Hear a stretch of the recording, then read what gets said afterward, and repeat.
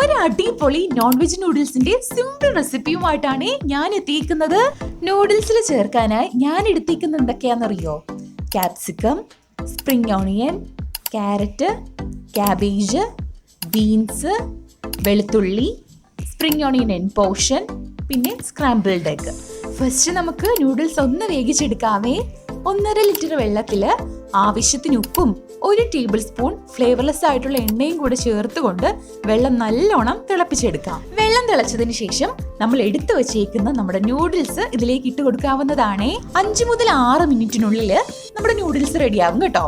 അപ്പോൾ അതിനുശേഷം ഇതിന്റെ വെള്ളമൊക്കെ വാർത്തു മാറ്റി നമുക്കിത് തണുക്കാനായിട്ട് മാറ്റി വയ്ക്കാം. പ്രീ ഹീറ്റ് ചെയ്ത പാനിൽ 2 ടേബിൾ സ്പൂൺ എണ്ണ ഒഴിച്ചു കൊടുക്കുക. ചൂടായ എണ്ണയിലേക്ക് വെളുത്തുള്ളിയും നമ്മുടെ സ്പ്രിംഗ് ഓണിയന്റെ വൈറ്റ് പോർഷനും ഇട്ട് ഒരു 10 സെക്കൻഡ് ഒന്ന് മൂപ്പിച്ചെടുത്തേ.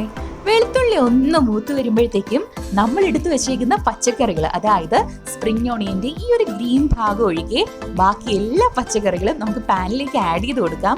ഒരല്പം ഉപ്പും കൂടെ വിതറിക്കൊണ്ട് 1 മിനിറ്റ് ഇത് ഹൈ ഫ്ലെയിമിൽ നല്ലോണം സോട്ട് ചെയ്തെടുക്കാം കേട്ടോ. 1 മിനിറ്റിന് ശേഷം ഇതിലേക്ക് നമ്മൾ സ്ക്രാമ്പിൾ ചെയ്ത് വെച്ചേക്കുന്ന എഗ്ഗ്, അതായത് മുട്ട കൂടെ ചേർത്തുകൊണ്ട് നല്ലോണം യോജിപ്പിച്ചെടുക്കാം കേട്ടോ.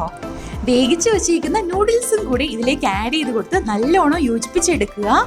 തുടർന്ന് 1/2 table spoon tomato കച്ചപ്പും 1/2 table spoon Soy സോസും നിങ്ങളുടെ എരിവിനനുസരിച്ചിട്ടുള്ള കുരുമുളക് പൊടിയും കൂടി ഇതിലേക്ക് ചേർത്ത് കൊടുത്തുകൊണ്ട് ഹൈ ഫ്ലെയിമിൽ നല്ലോണം യോജിപ്പിച്ചെടുക്കുക.